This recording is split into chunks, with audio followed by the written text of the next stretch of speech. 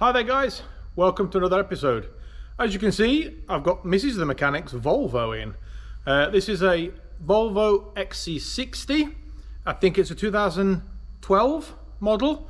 It is the 2.4 litre diesel, and today we're going to be doing a full service on it. So we're going to be changing the oil filter, air filter, cabin filter and fuel filter. So let's go and have a look through what parts we're going to change. So we've got this quite enormous box here from Autodoc, but it should have all the parts we need in it for a service.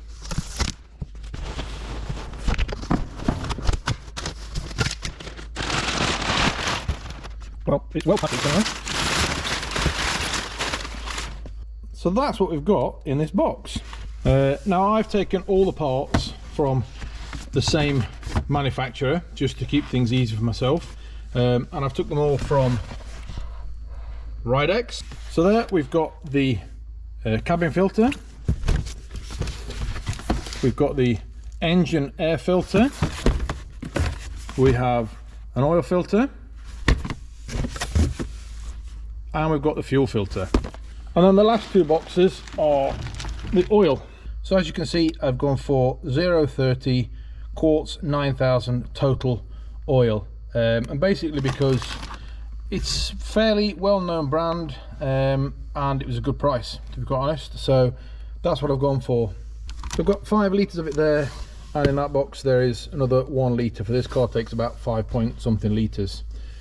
I will put down all the part numbers of all the pieces that I've used for this service in the comments below, so you can order them if you want to. So I'll start off by getting up in the air and draining off some engine oil. Okay, so we just took the cover off of the engine, and we've opened up the oil filler there just to let the oil go out, and I've noticed that there's a bit of an oil leak here. I've traced it to this pipe here, and what I have noticed is that's really loose. I'm not sure really how that's supposed to be kept in place, but it's really loose. So I'm going to have to investigate what holds that pipe in. But if anybody does know, please let me know what you're supposed to do to fix that. But that, I think, is what's causing the little oil leak. It's only got a little one. It's coming up here, it's coming up the back of here, and there's a bit of oil across there. So it's not a massive oil leak, but it is there. But I'm just not quite sure. I can't see any clips or anything like that that's hold that hose in place, but it's really loose.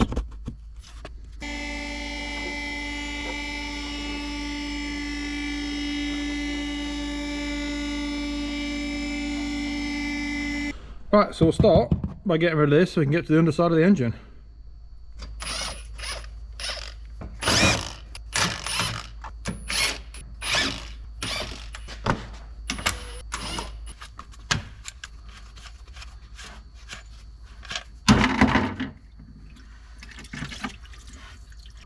In northern Sweden, we don't use a huge amount of salt up here, so they're not that bad rust wise. The salt that we do get gets pretty dried on to the cars, so it's going to need to go through a car wash very soon. But like I said, we don't use a massive amount of salt. It's getting more just recently, but I've had a look around the car, and considering it's a 2012 model, it's not doing too bad actually underneath. These are the joys of being a mechanic in northern Sweden. Snow hanging off of everything, dripping down the back of your neck pretty much all the time. Well, as I was looking around the car, I thought I'd better have a look for the fuel filter. I think I found it right up there next to the rear diff and behind the right rear drive shaft.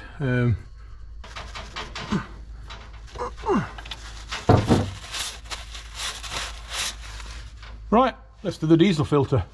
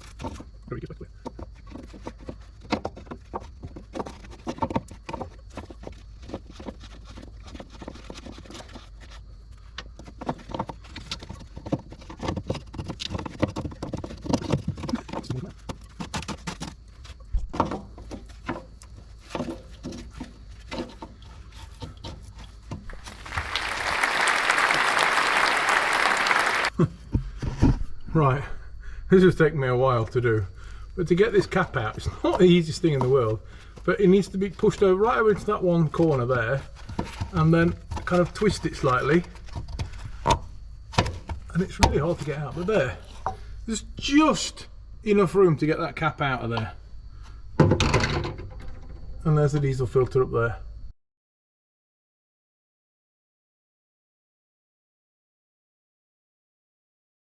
So fuel filter's changed, we've put the cover back underneath here and the oil's all drained off. So what we need to do now is do all the filters from above.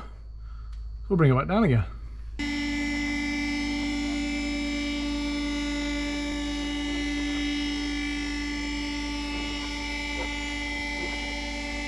Right, move on to the air filter.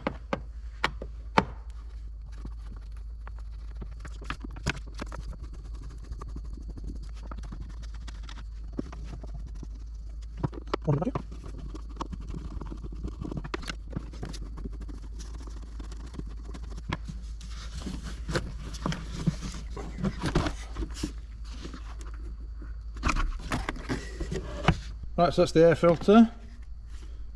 Not looking too bad, I suppose. Definitely time for a change. So the oil filter is there, nice and handy to get to. I put a load of paper down here because right underneath the oil filter is the alternator, and I don't want to pour all the used oil straight into the alternator. So I put a load of paper down there to suck up the oil.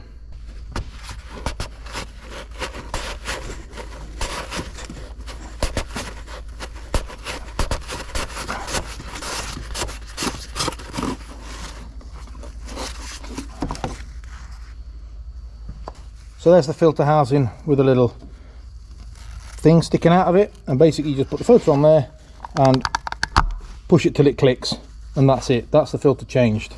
The other thing that comes with the kit is this nice bright shiny white O-ring, so we need to change that, and that's just to seal the lid when you put it on it. So I'm going to use this dentist tool, as I call them, and we're just going to unhook the old O-ring out of there and replace it with this nice shiny white one.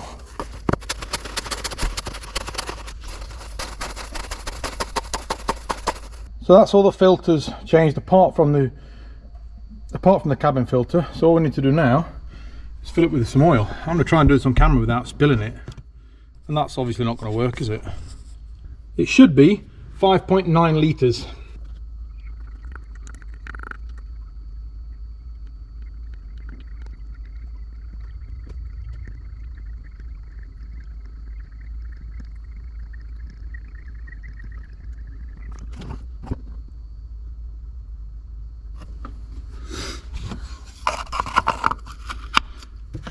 Not bad, didn't spill a drop.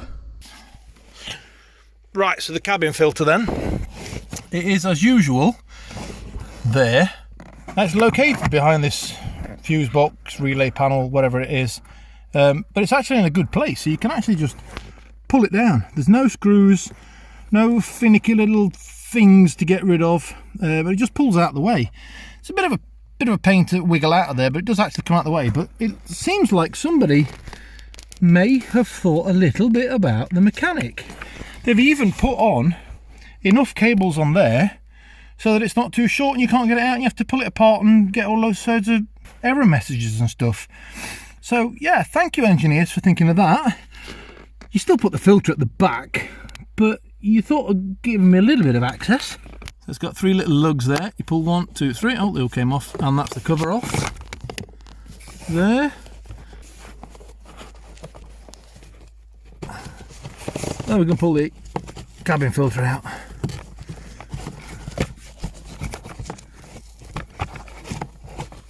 Oh God.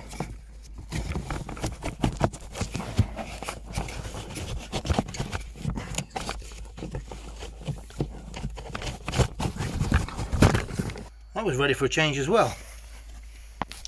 Now normally, I think I've said it in my focus video, they used to be white, these filters, absolutely pure white, and if I was going to pull one of these pure white filters out and it looked like this, I'd be a bit disgusted. But nowadays they're kind of some sort of active charcoal in them that stops odours and stuff like that, so this colour's not that bad, to be honest. Still got dirt in it, but it's not that bad. So let's see if we can get the new filter back in there. Oh, and one thing we need to look at, this sat like that in the car, and as you can see, it's got some arrows showing the airflow.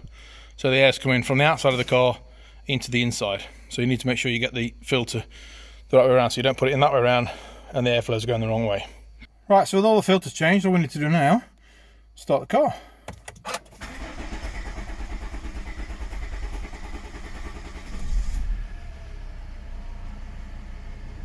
There we go. Now, as you'll have heard, that took a little while because of the fuel filter being empty, but it started. Right, so the last thing we need to do now, we need to switch the service message off now.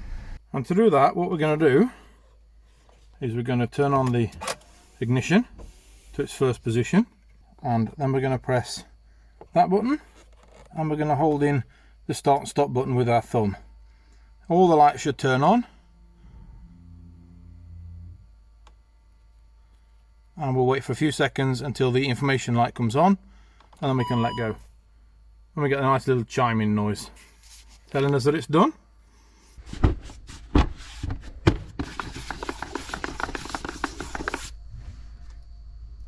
So that's it. I can now take this home to Mrs. the mechanic and hopefully she'll be happy. So if you like what you've seen in this episode, you want to see more, press that subscribe button. I'll see you in the next episode. Thanks a lot, and bye-bye.